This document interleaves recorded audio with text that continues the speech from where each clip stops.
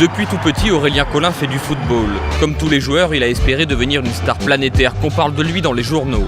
Avec son équipe de Kansas City, le défenseur a remporté le championnat des États-Unis, été élu meilleur joueur de la finale.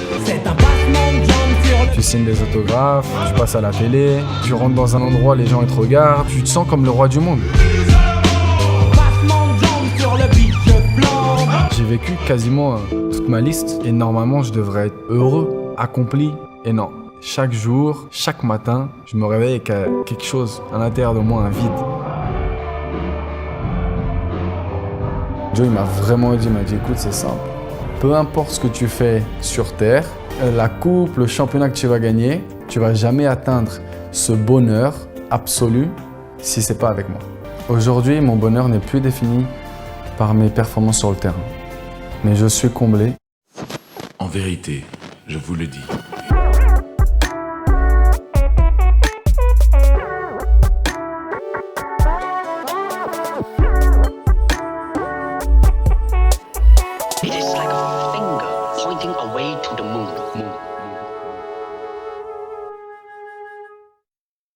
Bonjour et bienvenue dans Sagesse et Mojito, le podcast à la recherche de l'essence au-delà des apparences. Aujourd'hui, à vos côtés, c'est moi, Léa, et mon cher collègue Christelle. Et si JC n'est pas avec nous pour cet épisode, c'est que nous avons la chance d'accueillir un invité surprise à la place. Aujourd'hui, on va parler sport, ambition et rêve américain avec le footballeur professionnel Aurélien Collin. Aurélien, bonjour et merci d'être avec nous aujourd'hui. Bonjour à vous deux. Bienvenue Aurélien. Alors, est-ce que tu pourrais, Aurélien, te présenter pour nos auditeurs en quelques mots ? Aurélien Collin, j'ai grandi dans la banlieue parisienne, dans 78. Et c'est un plaisir d'être avec vous et bonjour à tous. Puis aujourd'hui, je suis footballeur à Philadelphie. Je suis même là chez moi à Philadelphie. Et... Super, alors qu'est-ce qui t'a amené dans ce parcours assez incroyable ? Pour moi, le football, je ne le connais que par mon père qui le regarde à la télé. Donc pour moi, c'est un petit peu le truc inaccessible. Comment est-ce qu'on devient footballeur professionnel ? Moi, on se vend beaucoup. Depuis que je suis tout petit, comme beaucoup des gamins dans la banlieue parisienne, on veut devenir footballeur professionnel. Donc moi, depuis que je suis tout petit, je joue dans la rue avec mes amis. Gloire au Seigneur, nous... À notre époque, il n'y avait pas d'Instagram, iPad, de toutes ces choses. Donc, on allait jouer au football entre copains. Et donc, après, petit à petit, on aime encore plus le ballon. On joue, on se rend compte qu'on est pas mal. Et puis, après, on dessine notre destin. Et donc, après, à 13 ans, je suis parti de ma ville, Fontenay-le-Fleury, dans 78, à Versailles, qui était la plus grande équipe. Et puis après, 2 ans après, je suis parti en centre de formation à Reims et c'est là où a commencé mon chemin pour devenir footballeur professionnel. Après, j'ai signé pro à Amiens et je suis parti en Europe et maintenant je suis aux États-Unis. Et tu peux expliquer un petit peu ton parcours professionnel depuis que tu es arrivé aux États-Unis ? En fait, j'ai joué partout en Europe et première division, mais des clubs qui n'étaient pas des gros clubs, pas très stables. Et donc, en gros, à 24 ans, j'ai une opportunité de partir aux États-Unis où j'allais trouver cette stabilité au niveau professionnel et financière. Et puis après, c'était un challenge qui me tentait.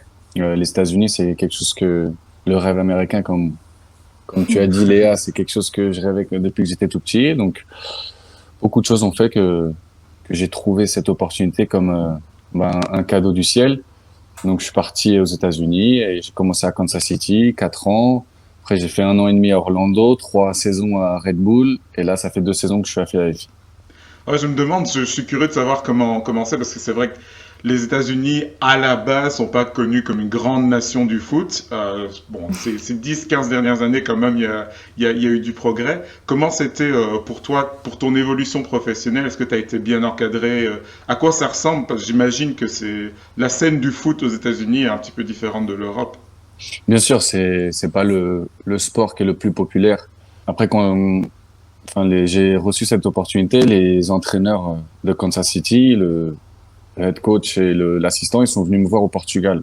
Ils m'ont présenté le projet. Et il y avait un nouveau stade qui était en construction. Ils m'ont montré les photos du centre d'entraînement. C'était quelque chose de très grand. Et donc, j'ai vu ça, bien que j'ai joué dans des clubs de première division, Portugal, Espagne, Écosse, Grèce, J'avais, Wow. j'ai vu, j'ai vu ce projet comme quelque chose d'extraordinaire. Et déjà, je savais que j'allais être entouré comme un vrai professionnel, qui allait avoir une stabilité au niveau des salaires parce que c'était quelque chose qui n'était pas très stable dans ma situation. Et donc, j'ai pardon, je sais plus comment on dit, ouais, embrassé. Enfin, T'as j'ai, sauté sur l'occasion. Accueilli. et voilà, j'ai sauté sur l'occasion et puis, bien sûr, il y avait des problèmes administratifs pour me libérer de mon club du Portugal. Donc, ça a duré un petit peu, enfin, quelques mois. Mais au final, je suis arrivé comme un poisson de l'eau, comme on dit, parce que les conditions, elles étaient extraordinaires. Des conditions extraordinaires qui t'ont même fait sacrer le meilleur joueur de la MLS, c'est ça? Alors moi, j'y connais pas grand-chose en foot, hein, donc Non, il va falloir que tu m'expliques. c'était pas meilleur joueur de la MLS. Donc là-bas, c'est comme la NBA, la NFL. Il y a une saison régulière et après, il y a une sorte de petite coupe. Donc en gros, les meilleures équipes de chaque conférence se rencontrent et celui qui gagne cette petite coupe, c'est le vrai champion des États-Unis. Et donc j'ai été élu de la finale le meilleur joueur. On a été sacré champion et c'est pour ça aussi que j'ai reçu cette coupe de meilleur joueur de la finale. Alors du coup, ce jeune gamin de la banlieue parisienne qui joue au ballon avec ses copains et qui, quelques années plus tard, se trouve propulsé non seulement aux États-Unis, ce fameux pays du rêve américain, avec les grandes étendues, avec la possibilité de devenir le self-made man et puis de gagner plein d'argent, et en plus de vivre son rêve et jouer au foot, c'est quand même un gros pas en avant, un pas de géant. Comment est-ce que tu as vécu ce changement? Ouais, c'était mon rêve depuis tout petit, hein. Je voulais vivre ce rêve américain. J'ai foncé et j'ai travaillé très dur. Au début, je suis parti pour revenir parce que mon rêve c'était de jouer dans un grand club européen.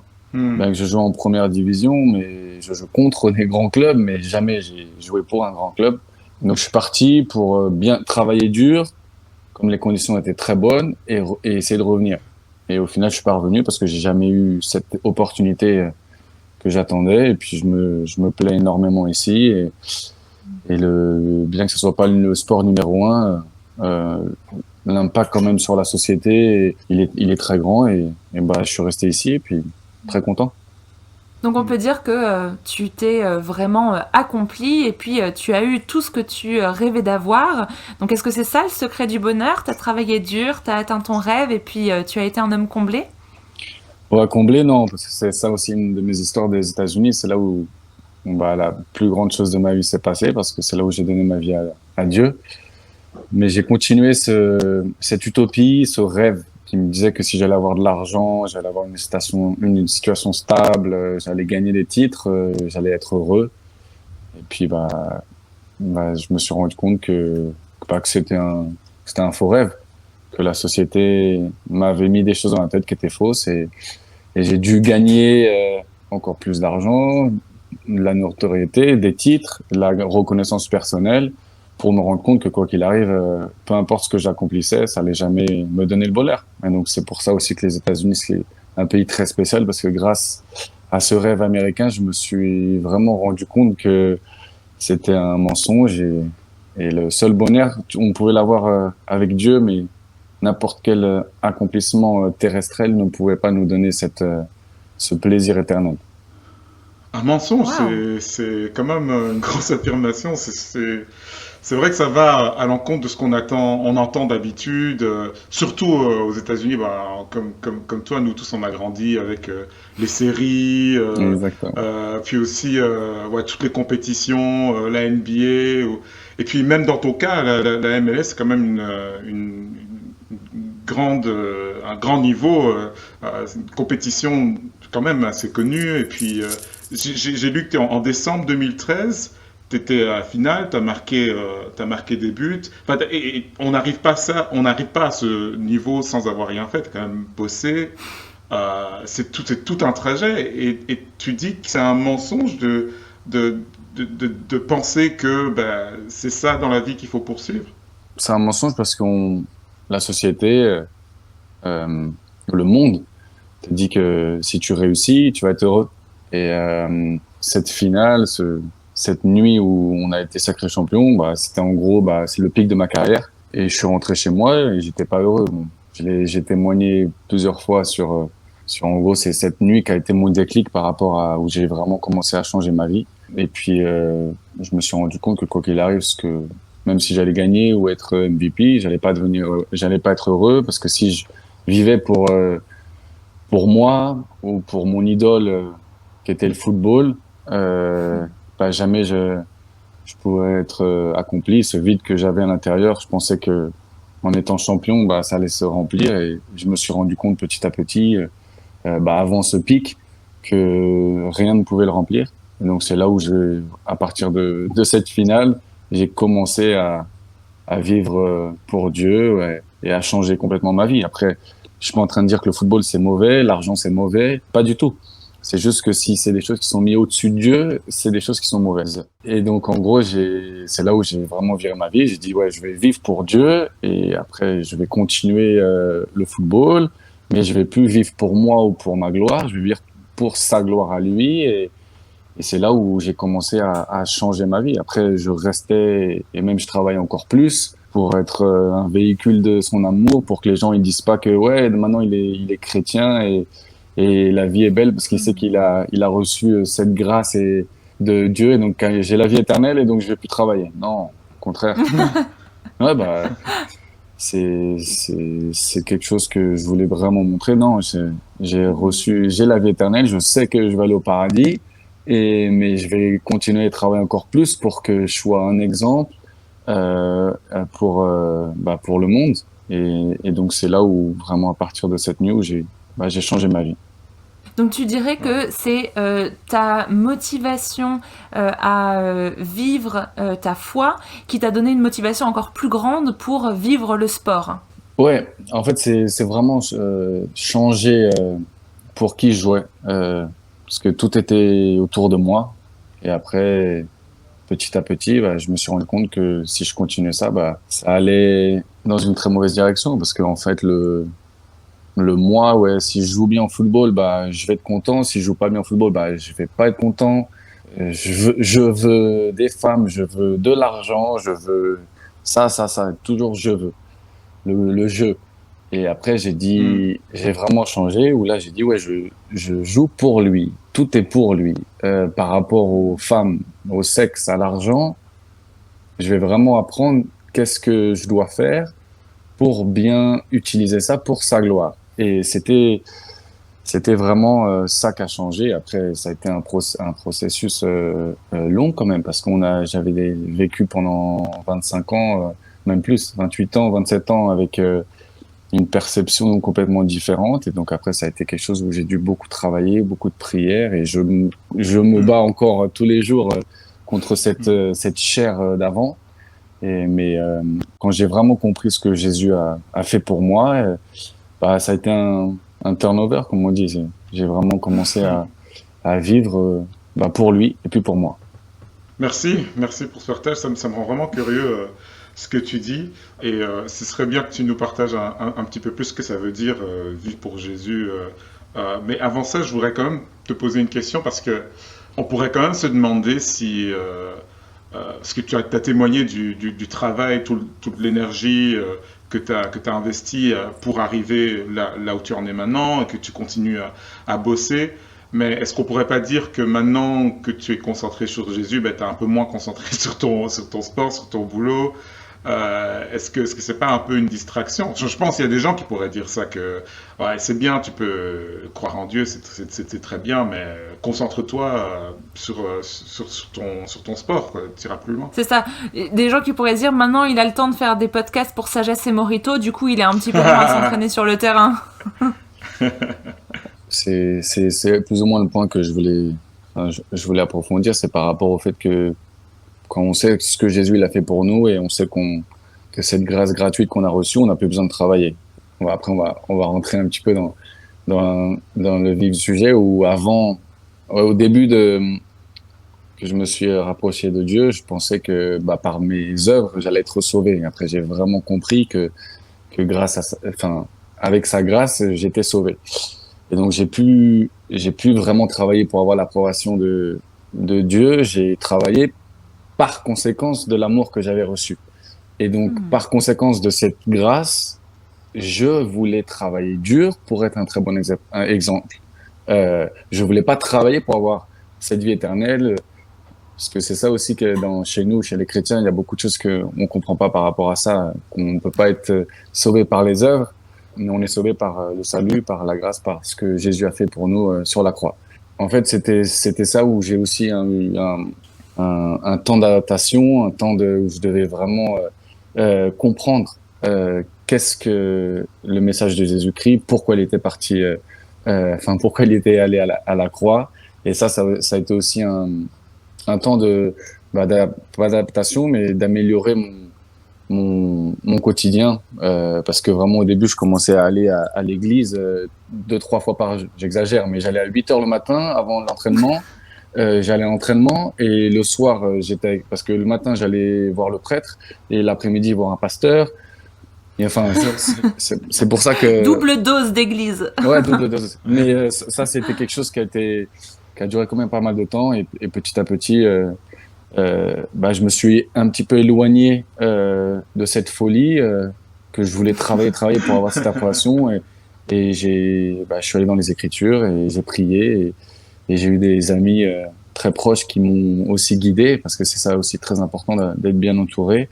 Et après, j'ai commencé, pour répondre à ta question, c'est là où j'ai commencé vraiment à dire, ouais, voilà, faut que je travaille, pas pour gagner l'approbation de Dieu, mais pour être un bon reflet, pour que les gens ils voient Jésus en moi. Et c'est là et j'ai commencé à préparer, bien sûr, aussi au niveau théologique pour être un exemple. Et en même temps prêcher ce que je crois, et en même temps être préparé au niveau si les gens ils ont des questions par rapport à l'évangile.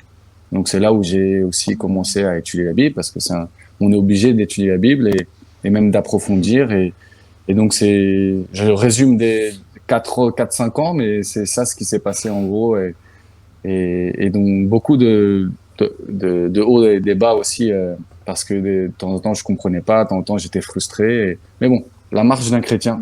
Et donc voilà. Moi, je suis parti un petit peu n'importe où, mais j'espère que j'ai répondu à ta question. En tout cas, j'ai l'impression que tu parles beaucoup d'être un exemple dans la vie professionnelle. Donc pour toi, en l'occurrence, dans le monde du foot. Est-ce que toi-même, tu as eu des exemples ? Pas beaucoup. Là, cette année, c'est dans mon nouveau club, oui. Dans mon entourage, j'avais pas beaucoup de chrétiens. Après, je suis arrivé à Orlando où j'ai vu Kaka. Lui, c'était un très bon exemple, qui est un joueur brésilien. Chrétien, lui, c'était un très bon exemple. Mais au début, dans mon entourage, non. Après, j'avais le meilleur exemple parce que j'ai étudié Jésus-Christ et sa parole, ses enseignements, ses paraboles. Donc, c'était un très bon exemple. Après, dans mon entourage, donc j'avais ce pasteur qui m'a vraiment accompagné avant que je donne ma vie à Dieu et après. Et la chance aussi de ce pays qui est très développé par rapport aux aumôniers.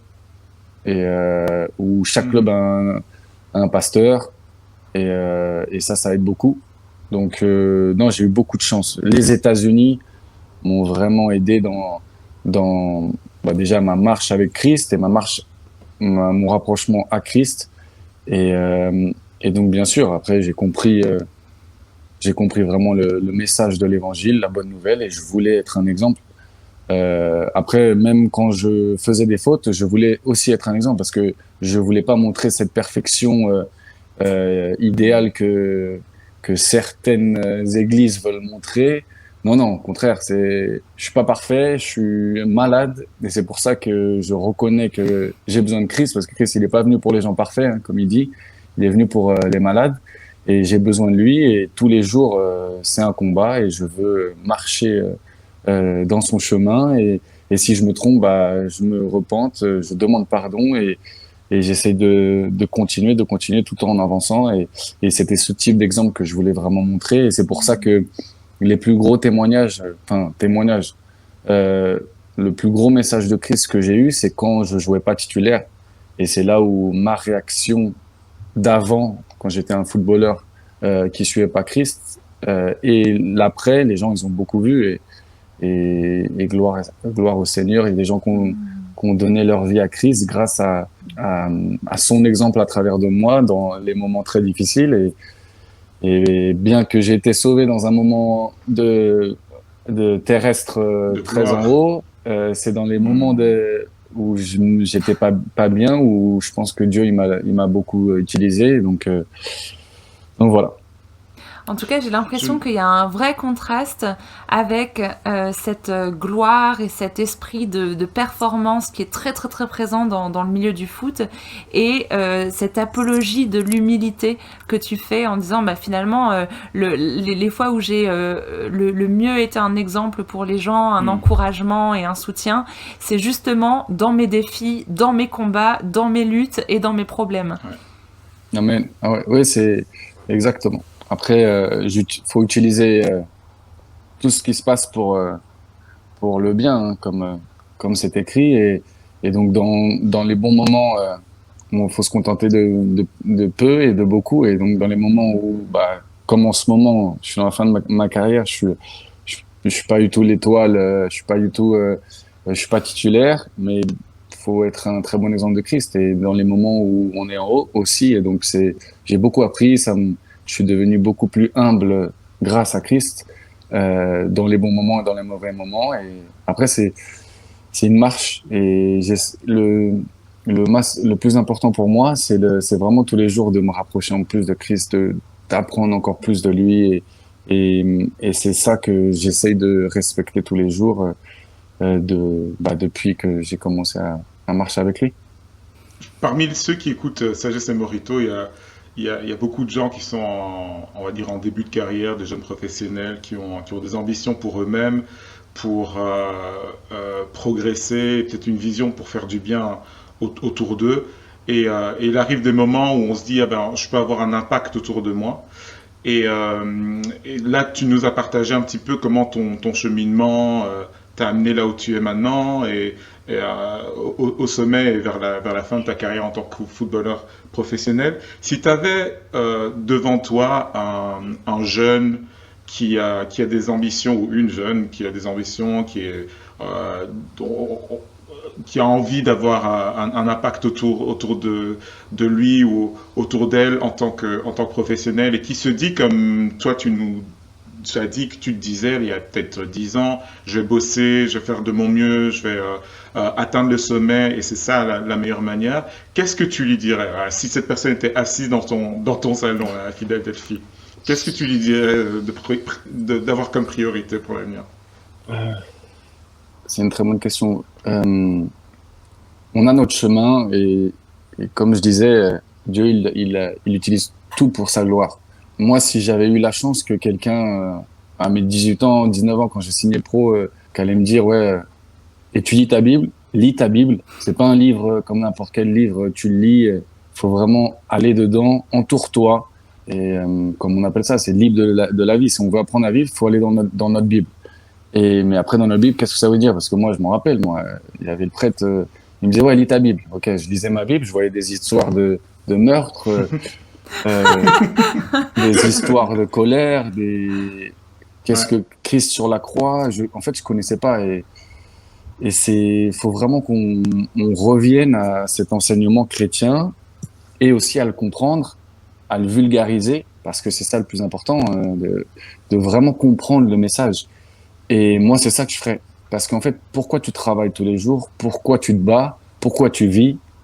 En fait, il faut trouver notre objectif. Et c'est sûr, on peut avoir un objectif, on peut faire beaucoup de bonnes choses, mais où ça donne? Et quand on va comprendre qui est Christ, quel est son enseignement, pourquoi Dieu nous a offert son Fils, toutes ces choses qui, bien sûr, dans ma bouche, on en parle dans beaucoup de familles. Moi, dans ma famille qui se disait catholique mais qui connaissait rien à Christ, c'est sûr, j'ai entendu parler. Bon, ma mère, un jour, c'est sûr, elle a dû parler de Christ, mais je savais pas ce que ça voulait dire. Et donc, en gros, moi, mon conseil, c'est approfondis premièrement ça, donc cette étude, cette familiarité, cette relation avec Christ, et après tu vas voir pourquoi tu vis, pourquoi tu travailles dur, et ça se trouve même Dieu, il va te mettre des choses complètement différentes dans ton esprit, dans ton cœur. Donc c'est ça mon conseil numéro un. Moi, si j'avais eu quelqu'un, après, faut laisser les choses. Moi, je suis tombé dans le péché au niveau de l'argent, au niveau des femmes, enfin du sexe, très très bas, et après, bah c'est des combats que je vais devoir me battre toute ma vie. Et si seulement j'avais eu, bon après chacun a ses combats et chacun ses démons, mais si j'avais eu au moins cette chance de respecter les lois du mariage comme Jésus veut qu'on se marie, j'aurais largement moins de démons. Et je pense que c'est ça. Au plus jeune, à l'adolescence, faut vraiment qu'on revienne. C'est pour ça, moi, c'est un de mes appels. C'est pour ça que Joël Thibaut, j'essaye de travailler, de me préparer pour vraiment rétablir à la France et même aux pays francophones cet enseignement de Christ qui pourrait sauver notre culture. Merci Aurélien, merci de ta franchise. Tu nous amènes dans ton intimité de ta vie de foi, mais aussi de tes combats et de certaines de tes luttes. Et dans Sagesse et Morito, on a vraiment à cœur de rechercher l'essence derrière les apparences. Alors derrière les apparences de gloire, de performance dans le monde du foot et dans le rêve américain, parfois, il y a peut-être aussi ces combats, ces détresses, ces difficultés personnelles. Et toi, tu as trouvé une solution à ces difficultés en la personne de Jésus. Et tu nous invites à peut-être reconsidérer qu'est-ce que la Bible, ce vieux texte de l'Antiquité, peut nous apprendre sur notre manière de gérer notre sexualité, notre vie de tous les jours, notre réalité professionnelle aussi. Merci beaucoup d'avoir été avec nous et d'avoir amorcé cette discussion sur aussi les rapports entre le sport, la foi. Ce sont des questions que vous pouvez retrouver aussi sur imagodei.fr.